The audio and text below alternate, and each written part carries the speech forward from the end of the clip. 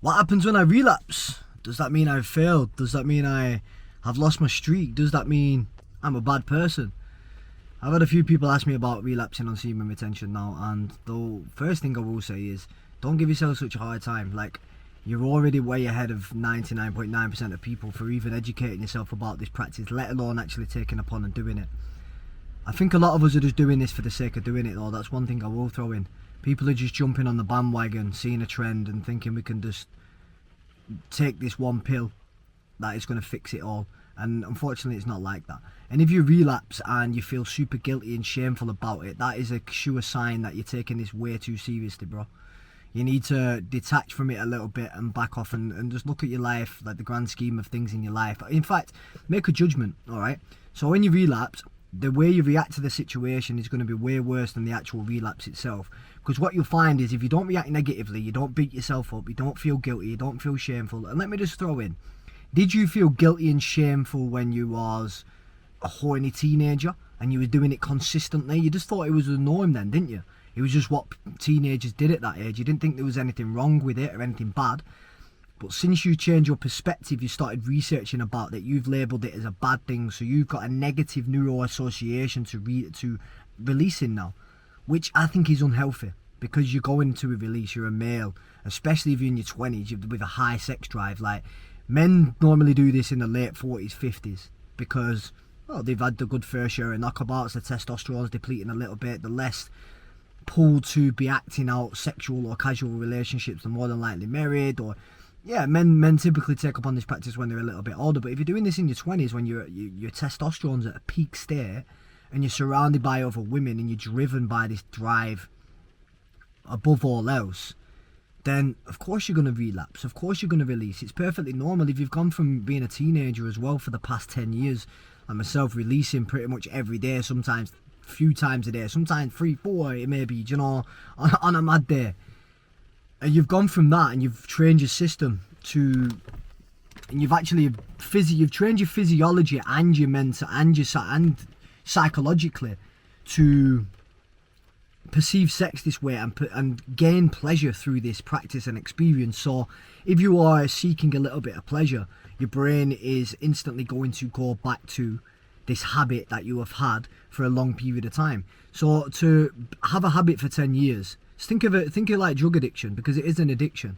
And I don't want to label it like a drug addiction or label it like it's negative or bad, because once again, we all didn't know any different and we're all just doing what feels natural when you're a young teenage boy. So look at it like a drug addiction. Do you think I could take cocaine for 10 years and then educate myself about cocaine awareness and then decide I'm going to quit and then go on a streak and then all of a sudden never take cocaine again? Of course not. I'm going to relapse time and time and time again. So when you release, look at it like that. You've been doing this for 10-15 years consistently. Of course you're not just going to crack it first time. Give yourself the benefit of the doubt. And going back to my point is, if you didn't react negatively with guilt and shame, which are the emotions that are going to be spiraling you and allow you to, or push you into spiraling out of control, if you didn't react negatively and you just thought, oh, do you know what, it is what it is, we win, we lose, we get back on the wagon, or you not even fell off the wagon, it's all part of the journey. I don't even like using that term, because it's like on and off. Well, no, it's all part of the journey, because every time you do release, there's a lesson within it. Okay, what are my triggers? What are my impulses? Why did I do that? What was the deeper reason behind that? Did I need to do that? Because sometimes I've found it's better to just release the pressure valve on the occasion. Release the pressure valve, man. Like, you might, if it's getting a bit too intense and a bit too much and it's having a negative impact on your life, release the pressure valve, bro. You're better off doing that than causing destruction and putting all that excess pressure on yourself just to retain the streak, just to feed your ego. Because that's all you're doing with these streaks. I don't even count the days anymore. I'm returning now, but just returning for the sake of returning, because it makes me feel good, my life improves. That's the only reason I'm doing it, because I feel better. I'm taking away the scientific benefits and all what's going on a metaphysical level. I don't know, but I feel better. My energy's higher, my focus and clarity and my drive is ramped up. I feel more spiritually attuned. So this is why I do it. Because of that, I get the benefits from it. And how many days I do, I don't know. And if it gets to a point where I feel overwhelmed and I feel like I want to release, then I might release. And I won't give myself an hard time. I'm going back. I've gone through in a big circle again, but going back to the point about guilt and shame again. If you don't react that negative with negative emotions, and you just say to yourself, oh what, fuck it, is what it is. We just keep going on the journey. Get in a cold shower, go and do some training, eat some good quality foods, get yourself to the gym, reinvest back into yourself, into your physical health. Do something good that's gonna give you that little boost again. So instead of just going in a negative cycle and beating yourself up, go and do something positive to counteract that. Soon, if you released and went straight to the gym and did a workout, you wouldn't give a fuck, bro. It's done. You feel good again. You've managed to lift your state. That's needless to say. You do feel a little bit depleted and low when you do release, 100%. But you know that now. So if you do, okay, I feel low and depleted. What can I do now to counteract that and lift my state back up? Get myself in a good state, because it's the low state that triggers the negative emotions and the neuro association you've attached to releasing. You've decided somewhere down the line that I'm a bad person if I release now, because I'm the guy that practices semen retention. Once again, it's not for an ego trip. But look at this as a lifelong journey and realise that you're doing it because it benefits your life. Full stop.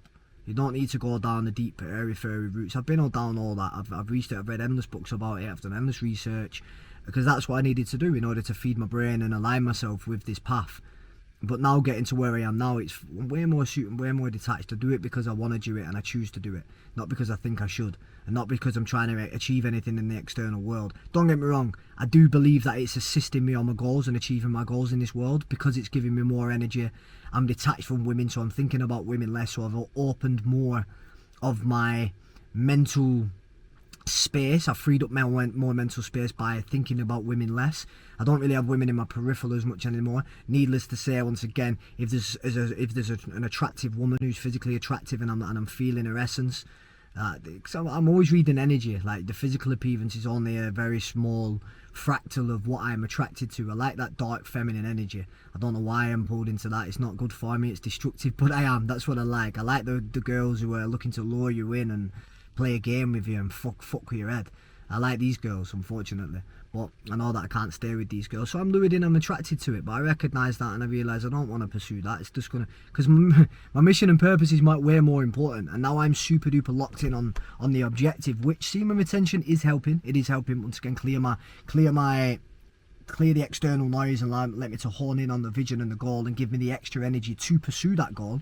So yeah, when these girls come around, I know that, listen, that's not going to move me forward. Like, what purpose is this get me trying to have sex with this woman now and spilling all my energy? Because even if you don't have sex with her, you're still giving her all your energy, bro. Like, that's not just to say you need to go against women. If you get into a conversation, you have a little chat and have a flirt or whatever, that's good, that's healthy on the occasion. But yeah, just don't get lured in and sucked in too much. And if you're into the dark feminine like me, wow, you're in for a whirlwind of chaos if you do get sucked into that energy, because they're just they don't even know that they're doing it. This is the funny thing, because they embody the darkness, and I don't even think they know that. And they do know. Some of them do, some of them don't, but they'll lure you in and they'll be playing games with you, bro, to try and mentally manipulate or psychologically position herself in somewhat of control, and they're playing a game that you don't even know is being played on some part. But back to the semen retention. Yeah, if you relapse, don't give yourself a hard time. Like I said, counteract that with something positive and just get straight back on it, man. Like, and if you can get to the point where you stop counting the days, you'll make your life way more easier. Just understand that you're doing it for a deeper purpose, and keep reminding yourself of that. I'm gonna finish it on one more thing. I've had a few people asking me about wet dreams as well. What happens if you relapse in your dream? Well, you can't do nothing about that, bro. It's gonna happen. It's funnily enough for me, I can't even vaguely. Maybe I had one wet dream when I was a teenager, but I can't even really remember. I used to wet the bed. That's about it. But if you have a wet dream, that's out of your control, bro. Like, maybe you might be able to wake yourself up from the dream, but for me personally, I don't know. I've had more on semen retention than I ever have had it in my entire life, and I think it's because psychologically on your psyche, the desire for woman is getting ramped up, or desire for women is getting ramped up. So I've been in the dream state. If you've ever had a wet dream, you actually get seduced and have sex in your dream, and I release in the dream, and I wake up and I've released in real life. You can't do anything about that. You're in the dream state, like, and the semen that you release through wet dreams is completely different. It's like just a discharge. It's completely different to you releasing your full seed. So you won't. If you can just shrug that off, you won't feel any different. It's once again, it's the emotion that you attach to it that makes you feel shit. It's not actually the physiology and the effects it has on your physiology. And yeah, of course it does, but you can override that with keeping a positive mindset and choosing to counteract that with something. But yeah, don't beat yourself up about that, man. Like, fucking hell, think about it. It's a buzz. It's a bonus. You're not having to pursue women. You're not having to go there and hunt and put all your energy out. And you listen, you get a little bang in the dream world every now and again. Like, it's a positive, if anything. You're getting seduced off chicks in the dream world. They're on you on the astral plane, bro. Like, that's what's happening. So if they can't get you in the physical world, they're coming for you in the astral plane, bro, in your dream state. And funnily enough, I've had a couple dreams where I've released, where I've been in a bit more of a sedative state before I've gone to bed. Make sure your mind's primed and you've wind down and you've got yourself in a deep sleep state, and you've not ate too much food, and you've not smoked any weed or anything, or you've not drank, and you'll be able to counteract that. Because I've had wet dreams where I've like kind of surrendered to the woman in the dream and I've released, and I've had other ones where I've like pushed them away. I'm like, nah, I'm not doing this. And that's me, like, the way I perceive that is, I'm leveling up not only on the physical plane, on the astral as well. So my astral body's getting stronger through the retention as well. I'm leveling up on different planes, bro. Because it's high vibrational business when you've got your habits locked in, you're retaining. This is why it's important. You need to have your lifestyle in check, man. Don't be doing this when you're binge eating and going out partying and doing destructive shit. You need to get your life in order and then add it in. It's like a little add-on. It's like a supplement. Look at it like a supplement. Like when you're taking like the Shilajit or the Tonka Ali, they ramp up your energy levels to a degree. So look at it as like a natural supplement. Because I know it isn't scientifically proved to boost your testosterone, but I do feel like it has boosted my test to some degree. And just in my energy is higher. I'm able to really reach higher states like peace, joy, unconditional love, bliss, like courage, the high states, excitement. I'm able to access them way more when my habits and my lifestyle's in check, and I'm retaining as well. So yeah, a little supplementation I hope that covers and answers a few questions for you there, fellas.